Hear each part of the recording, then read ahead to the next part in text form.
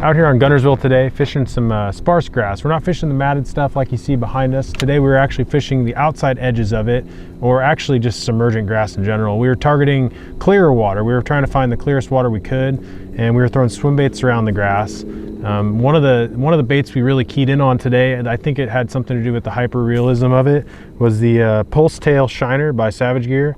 Just a real good bait fish imitation color here. Another color we threw today, this is the hitch color. Really, it looks like a gizzard shad, a hitch, just kind of any forage that's going to be swimming around in these shad-based lakes. Great for swimming around in clear water, any of your grass lakes, any lakes with a bunch of brush. So here on Guntersville, we're using a 20-pound fluorocarbon line. I like the 20-pound because you're using such a big hook. If you use something lighter than that, it's hard to penetrate that really thick hook into a fish's mouth with anything lighter than 20-pound test. So that's what I'm running here is 20. You could probably even bump up to like 25.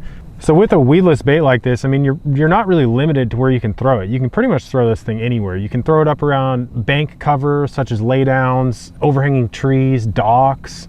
You can even fish it around brush piles that are submerged under the surface.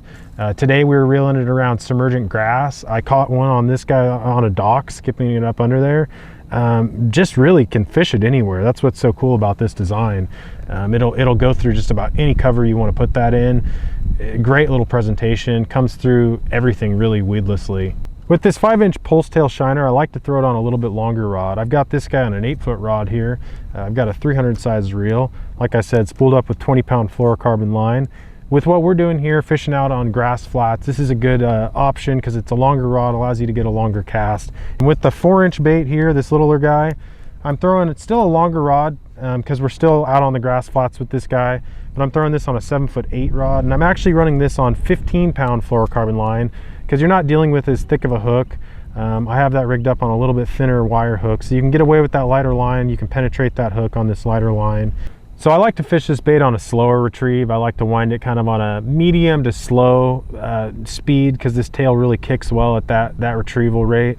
You can get it down in the grass really well, or in any structure really well at that retrieve, and it'll bump and wind kind of through there. This tail is a cool design because it really will swim at any speed you want. The slowest of slow speeds, it still kicks really well. So that's a pretty cool design on this bait. I would use this bait on anywhere from like a 6-6-1 to like a 7-4-1. You don't need to go super duper slow. You don't need to go super duper fast. I prefer kind of that mid-range. You can slow down with it, or you can speed up if you need to, but primarily you're throwing it on that slower to medium retrieve. So a 6-6, 6-8, 7-2, 7-4, something along those lines. That's a good retrieval rate with that bait.